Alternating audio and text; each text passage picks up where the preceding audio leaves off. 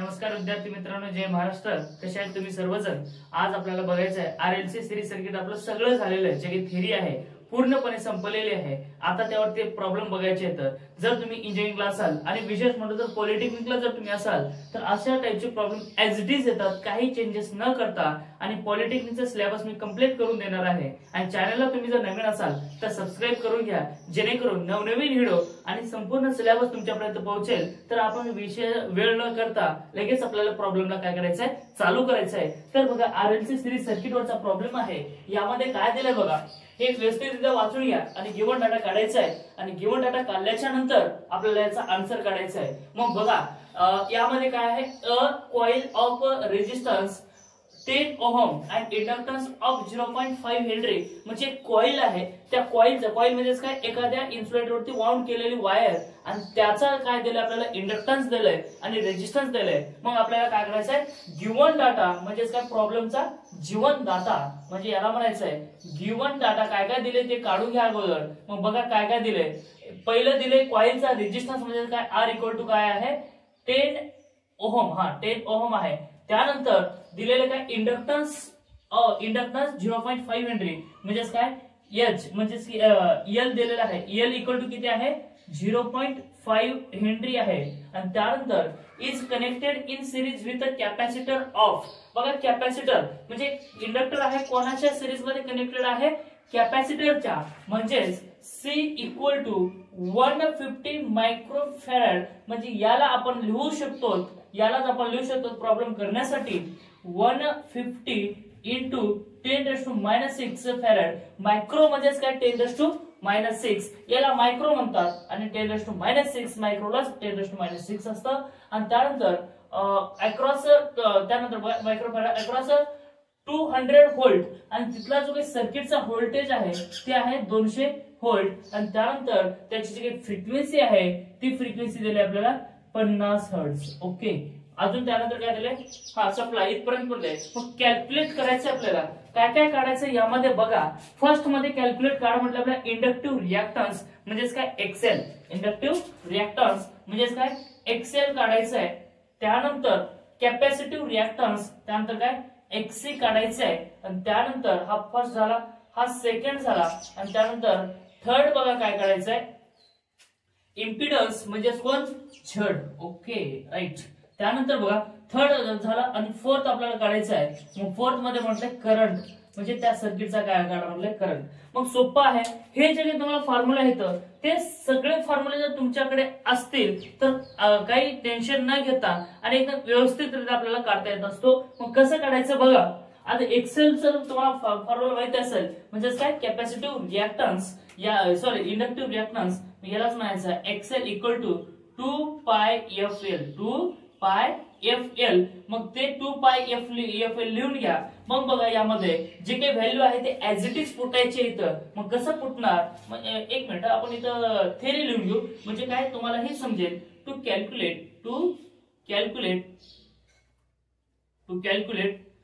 Inductive reactance म्हणजे काय, Excel. मग एक्सेलचा फॉर्म्युला तुम्हाला माहिती आहे, 2πfl. चांगल्या प्रकारे मी शिकवलंय. आणि जर तुम्ही नाही बघितले असाल तर जाऊन ते व्हिडिओ बघा, म्हणजे तुम्हाला सगळं डाऊट्स क्लिअर होतील. एकदम सरळ साध्या आणि आपल्या मातृभाषेमध्ये शिकवलेलं आहे. मग बघा, आता याची व्हॅल्यू जी आहे ते ऍज इट इज पुट करून घ्या. मग 2 ला 2 घ्या. ओके, पायला पाय घ्या. आणि एफ किती आहे बघा, तो एफ आहे 50. आणि त्यानंतर जो काही एल आहे, एल बघा किती दिले आपल्याला, 0.5 हेनरी. किती आहे, 0.5. मग आपल्याला टोटल येतं का नाही. बरं, ह्याची कॅल्क्युलेशन करा बरं, फटाफट कॅल्क्युलेशन करा. कॅल्क्युलेटर आपल्याकडे असतो, कॅल्सी असल्याशिवाय हा विषय निघत नाही. मग हा कॅल्सी असणं खूप इम्पॉर्टंट आहे. जर कॅल्सी असेल तर मुमकिन आहे, अन्यथा बहुत मुश्किल आहे. बघा, जर कॅल्सी असेल तर सोपा आहे, ना तर खूप अवघड आहे. मग जे काही तुमचं कॅपॅसिटिव्ह इंडक्टिव्ह रिएक्टन्स येणार आहे तो येणार आहे तुमचा 157. किती, 157.07 ओहम इथपर्यंत आला. ओके. आता काढायचं काय, एक्सी. आता हातच झाला तुमचा, एक्सेल झाला. त्यानंतर काढायचं काय, एक्सी काढायचं आहे. आता म्हणायचं आहे टू कॅल्क्युलेट एक्सी. मग आता एक्सी काढायचं असेल तर तुमच्याकडे फॉर्म्युला माहिती आहे, सोपा आहे, मग काढता येत असतो. मग तो फॉर्म्युला काय, एक्सी इक्वल टू 1/2πfc. ओके, इथपर्यंत आहे. मग बघा आता काय करायचं आहे, आता हे यांचे व्हॅल्यू आपल्याकडे आहेत का? 2 आहे, पाय आहे, एफ आहे का? एफ पण आहे, त्यानंतर काय सी आहे. म्हणजे 50% प्रॉब्लेम इथं संपला. 4 मार्काला प्रॉब्लेम येत असतात. मग बघा 1 डिवायडेड बाय 2 ला 2 घ्या, पाय ला पाय घ्या, नंतर 50 बघा कुठे आहे, कोण आहे, फ्रिक्वेन्सी 50 आहे म्हणून हे घ्या 50. ओके चला, त्यानंतर काय सी ची व्हॅल्यू काय आहे बघा. सी ची व्हॅल्यू आपल्याला काय तर मायक्रोफॅरड मध्ये दिलं. ओके इथं बघा 150 मायक्रोफॅरड मध्ये काय 150 इंटू 10⁻⁻6. आमच्या घरी थोडं चिमण्याचं जास्त लाड असल्यामुळे त्यांचा थोडासा बॅकग्राऊंड आवाज येतोय. ते काही चांगली गोष्ट आहे. एकदम चिमण्याचा आवाज वगैरे आपल्या कानावरती पडला की पहाट झाली असं वाटतंय आणि ऐकायला पण कसं सुंदर वाटतंय. मग बघा हे आहे. मग आता ह्याची व्हॅल्यू काढत असताना आपल्या कॅल्शियम मध्ये फुटायचंय. मग फुटा कॅल्शियम मध्ये काय येणार आहे बघा बरं. कॅल्शियम मध्ये फुटा काय येते आणि सांगा बरं फटाफट फटाफट फटाफट फटाफट आन्सर द्या. बघा काय येते आले का सांगा बरं. फटाफट फटाफट फटाफट काढून घ्यायचं आपल्याला जास्त वेळ न करता. ओके मग तुमची काही व्हॅल्यू आलेली आहे ती येणार आहे तुझी 21.22 ओहम कॅपॅसिटिव्ह रिएक्टन्स तुमचा आलेला आहे. मग बघा कॅपॅसिटन्स रिएक्टन्स आलेला आहे, आपली व्हॅल्यू आलेली बरोबर. आणि त्यानंतर काढायचं काय आता आपल्याला. चला कॅपॅसिटिव्ह रिएक्टन्स झालं झड. बघा झडची व्हॅल्यू काढत असताना RLC सिरीज मध्ये जनरल फॉर्म्युला ऑफ झड तुम्हाला माहिती आहे. मग तो फॉर्म्युला काय मग बघा लिहून घेऊ. टू कॅल्क्युलेट काय इम्पिडन्स काय इम्पिडन्स. मग आता इम्पिडन्स आपल्याला कॅल्क्युलेट काढायचं म्हणजे काय झड काढायचं आहे. मग झड काढण्यासाठी Z equal to under root of R square काय under root of R square plus XL minus XC चा स्क्वेअर आहे ना. आहे ना हा फॉर्म्युला. जेव्हा RLC सिरीज सर्किट आपण घेतोय म्हणजे R पण त्याच्या सोबत आहे, L पण आहे आणि हे कनेक्टेड कसे आहेत सिरीज मध्ये आहेत. तर त्यावेळेस आपल्याला Z ची व्हॅल्यू काढता येत असते. पण त्यासाठी आपल्याला रेजिस्टन्स काय ते माहित असलं पाहिजे, XL माहित असलं पाहिजे आणि त्यानंतर XC माहित असलं पाहिजे. आपल्याकडे काय सगळे व्हॅल्यू आहेत. मग बघा ह्याची व्हॅल्यू काढता येते. जसं आहे तसं पुट करा म्हणजे आपल्याला आन्सर भेटून जाईल. मग बघा Z equal to under root of R ची व्हॅल्यू काय सांगा बरं. कुठे आहे बघा या ठिकाणी आहे. मग हे R ला लिहा R चा काय स्क्वेअर प्लस आता XL बघा XL आपण काढलेलं आहे ते किती आहे बघा XL इथं आहे. मग ते किती आला 157 आहे ना 157.07 मायनस XC काय आहे बघा. XC ची व्हॅल्यू दिलेली आहे या ठिकाणी 21.22 स्क्वेअर इथपर्यंत आलेलं आहे. मग हे value as it is put करा म्हणजे तुमचा. तर आपल्याला काढायचं आहे झडची व्हॅल्यू आणि त्यानंतर काढायची कोणाची व्हॅल्यू करंटची व्हॅल्यू. मग बघा ज्या वेळेस तुम्ही झडची व्हॅल्यू या ठिकाणी पुट करता XL ची व्हॅल्यू आणि XC ची व्हॅल्यू पुट केलं आणि त्यानंतर जेव्हा ह्या दोघांचा आपण काय करतो मायनस करत असतो तर त्यावेळेस आपली व्हॅल्यू येत असते 135.85 चा स्क्वेअर. मग आता झडची व्हॅल्यू जर काढायची असेल तर याचा स्क्वेअर करा. मग स्क्वेअर जर केलं तर तुम्हाला आन्सर हे भेटून जाणार आहे. मग काय आहे बघा अंडररूट मध्ये 10 चा स्क्वेअर प्लस 135 चा स्क्वेअर जर केलं तर आपला आन्सर भेटून जातो. मग तो आन्सर येणार तुमचा 136. बघा जो काही रिएक्टन्स येणार आहे इम्पिडन्स येणार आहे ते किती 136.21 ओहम येतो. आणि त्यानंतर आपल्याला काढायचं काय टू कॅल्क्युलेट करंट म्हणजे या सर्किटचा करंट काढायचा आहे. म्हणजे या सर्किट मधून जाणारा करंट किती काढायचं ते बघू. हे प्रॉब्लेम आपण नंतर बघूयात. मग यामध्ये आपल्याला काय करायचं सर्किटचं करंट तर टू कॅल्क्युलेट करंट काय काढायचं आपल्याला करंट काढायचं आहे. मग करंट करण्यासाठी I equal to V/Z formula आहे का नाही आपण शिकवलंय चांगल्या प्रकारे शिकवलेलं आहे. जर तुम्ही हे व्हिडिओ नाही बघितले असतील मागचे तर तिथे जाऊन बघून घ्या. एकदम सरळ आणि साध्या आणि मातृभाषेमध्ये शिकवलेलं आहे. मग झडची व्हॅल्यू आपल्याला माहिती आहे काय बघा बरं इथे झडची व्हॅल्यू काय दिली V ची व्हॅल्यू दिलेली आहे किती 200 आहे. या ठिकाणी 200 डिवायडेड बाय झडची व्हॅल्यू किती आहे 136.21 ओहम आहे 21 आहे. ओके मग बघा यावेळेस तुम्ही ज्यावेळेस त्याचं कॅल्क्युलेशन करता तर त्यावेळेस तुमची व्हॅल्यू येऊन जाते 200 डिवायडेड बाय जे काही झड आहे ते येतो बघा तुमचा 1.468 एम्पियर. मग तुमचा करंट पण भेटलेला आहे. आता लगेच आपल्याला दुसऱ्या प्रॉब्लेमला बघायचंय. ओके मग कुठं न जाता लगेच आपण ह्याला बघायचंय. ओके आपल्याला लगेच बघायचंय दुसरा प्रॉब्लेम. मग दुसरा प्रॉब्लेम बघण्यासाठी बघा काय आहे या ठिकाणी आपल्याला रेजिस्टन्स दिलाय बघा प्रॉब्लेम काय दिले बघा त्या अगोदर, voltage applied to the given circuit is 230 volt 50 hertz, calculate total impedance in the circuit and current as shown in figure. म्हणजे या सर्किट मध्ये जाणार आपल्याला काय काय करायचं काय काय दिले हे लक्षात घ्या अगोदर. या सर्किट मध्ये जाणार काय, सर्किट मध्ये लावलेलं रेजिस्टन्स माहिती आहे, एल माहिती आहे, सी माहिती आहे, व्होल्टेज माहिती आहे आणि आपल्याला काय माहिती आहे, फ्रिक्वेन्सी माहिती आहे. आणि आपल्याला काढा काय म्हटलंय, टोटल इम्पिडन्स अँड करंट. म्हणजे इथलं जाणार काय काढायचं आपल्याला, इम्पिडन्स आणि करंट काढायचं आहे. मग बघा टू कॅल्क्युलेट यासाठी गिवन काय काय काय आहे ते गिवन बघा काय काय, जीवन डाटा बघा काय काय आहे. या ठिकाणी काय आर दिले आपल्याला किती 10 ओहम, किती दिले 10 ओहम. त्यानंतर एल दिलेला आहे 0.25 हेनरी. त्यानंतर सी दिलेला आहे काय, ते हेनरी म्हणजे कोण आहे, 100 आहे. ओके हा बघा सी इक्वल टू काय बघा 25 मायक्रोफॅरड. म्हणजे याचाच अर्थ 25 × 10⁻⁻6 फॅरड आहे. त्यानंतर व्होल्टेज दिलेला आहे आपल्याला किती 230. आणि त्यानंतर काय फ्रिक्वेन्सी दिलेला आहे, फ्रिक्वेन्सी दिली किती 50 हर्ट्ज. Okay 50 hertz. तर आता कॅल्क्युलेट काय काढा म्हटलं आपल्याला बघा, टोटल सर्किटचा इम्पिडन्स म्हणजे कोण झेड काढा म्हटलंय आणि त्यानंतर आय काढा म्हटलंय. ओके मग आता आपल्याला काय काढायचंय, to calculate impedance, to calculate impedance. काय काढायचं आता, इम्पिडन्स काढायचंय. इम्पिडन्स काढण्यासाठी म्हणजे काय झेड काढायचंय. मग झेड काढण्यासाठी तुम्हाला जनरल फॉर्म्युला आहे आरएलसी सर्किटचा, झेड इक्वल टू √ऑफ R square plus XL minus XC चा स्क्वेअर. मग बघा यावेळेस तुम्हाला आरएलसी मध्ये आर तर माहित आहे, एल माहित आहे पण एक्सएल माहित आहे का नाही, सी माहित आहे पण एक्सी माहित आहे का नाही, मग ते अगोदर काढून घ्यावं लागेल तुम्हाला. ओके मग कसं करणार, एक्सएल इक्वल टू फॉर्म्युला माहिती आहे तुम्हाला 2πfl. मग जे व्हॅल्यू आहेत तुमच्याकडे सगळेच व्हॅल्यू आहेत, एफ पण आहे एल पण आहे. मग ते व्हॅल्यू आता पुट करायचं. मग कसं करणार बघा, 2 त्यानंतर काय पायला पाय, त्यानंतर एफ ची व्हॅल्यू किती आहे 50 आहे.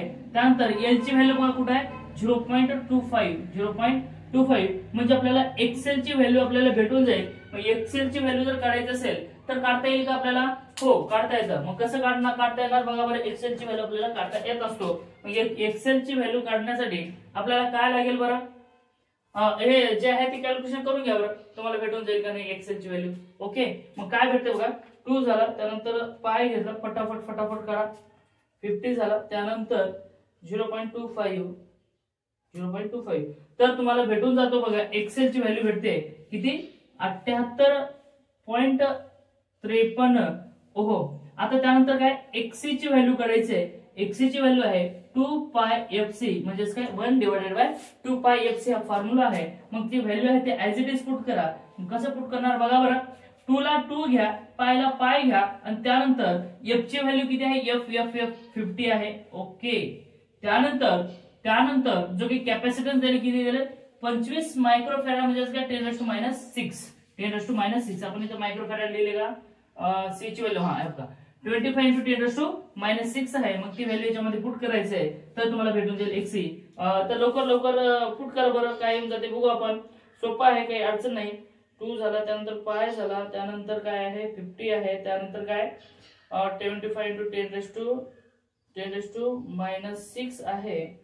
तर आपल्याला जी काही व्हॅल्यू आहे ते भेटून जाईल, ती आहे 127. अगोदर आलं की नाही, किती आहे 127.32 ओहम. मग आता आपल्याला काय काढायचंय, एक्सेल बघा या ठिकाणी एक्सेल मायनस एक्सी काढायचं की नाही, आर तर माहितीये, एक्सेल मायनस एक्सी काढायचंय तर इथंच काढून घेऊ आपण, म्हणजे काय आपल्याला सोपं जाईल. मग बघा एक्सेल मायनस एक्सी जर काढायचं असेल तर काय काढता येईल, एक्सेल ची व्हॅल्यू पुट करा बरं, कुठे आहे एक्सेल कुठे आहे बघा बरं, हा इथं आहे एक्सेल. किती आहे या ठिकाणी मायनस मोठं येणार आहे. मग एक्सी आणि एक्सेल जर कुठलाही मोठा असेल तर काही फरक पडणार नाही, कारण आपल्याला त्याचा स्क्वेअर घ्यायचा. मग स्क्वेअर घ्यायचा असेल ते मायनस प्लस होतो, काही टेन्शन घ्यायची गरज नाही. मग एक्सेल बघा किती आहे, एक्सेल ची व्हॅल्यू बघा काय 78.53 मायनस 157.32 तर ही जी व्हॅल्यू येऊन जाते ते किती येते बघा बरं,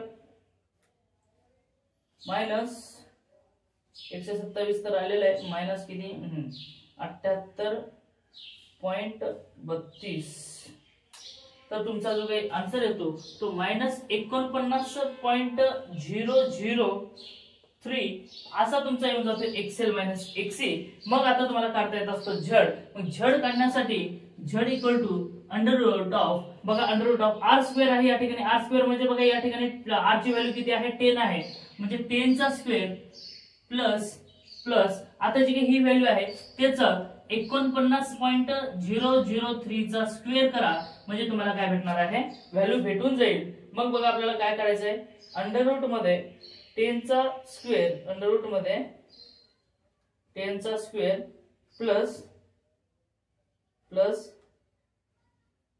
आन्सरचा स्क्वेअर जर केलं तर आपल्याला व्हॅल्यू भेटून जात असते। ती व्हॅल्यू भेटते तुम्हाला 50 ओहम, म्हणजेच काय झडची व्हॅल्यू भेटली तुम्हाला काय 50 ओहम। मग आता झड तर भेटलेला आहे, आता काय काढायचंय तुम्हाला करंटचा म्हणजे काय सर्किटचा काय टोटल करंट काढायचा आहे। मग इम्पेडन्स तुम्हाला भेटलेला आहे, थोडंसं या ठिकाणी मी रफ करतो, हे जे मागचा प्रॉब्लेम आहे ते रफ करतो आणि लगेच आपण काय करंट काढायचे आपल्याला। आणि करंट काढण्यासाठी एकदम सोपं आहे, चॅनलला जर तुम्ही नवीन असाल तर लगेच सबस्क्राईब करून घ्या, जेणेकरून सगळे व्हिडिओ तुम्हाला पोहोचतील आणि सगळे की पॉलिटेक्निकचे असतील, इंजिनिअरिंगचे असतील आणि जे काही इलेक्ट्रिकल मध्ये इलेक्ट्रिशियन असेल किंवा कुठल्याही पार्ट मध्ये इलेक्ट्रिकलचं असेल तर मी सगळं तुम्हाला काय द्यायला तयार आहे। मग बघा आय ची व्हॅल्यू काढायचं आहे, तर या ठिकाणी काय टू कॅल्क्युलेट करंट काय काढायचं आपल्याला, आता करंट काढायचं आहे। मग करंट काढण्यासाठी I equal to V by Z formula आहे। व्होल्टेज किती आहे बघा, दिलेला आपल्याला व्होल्टेज आहे 230 आणि झड तुम्हाला भेटलेला आहे ते किती आहे 50 आहे। मग तुम्हाला करंट भेटून जातो का नाही बघा बरं, करंट भेटून जाईल का नाही बघा। 230 डिवाइडेड बाय आन्सर जर केला तर तुम्हाला भेटून जाते डिवाइडेड बाय आन्सर, एक मिनिट 230 डिवाइडेड बाय आन्सर जर केलं तर तुम्हाला भेटून जाते बघा 4.59 एंपियर। म्हणून टोटल करंट आलेला सर्किटचा 4.59 एंपियर।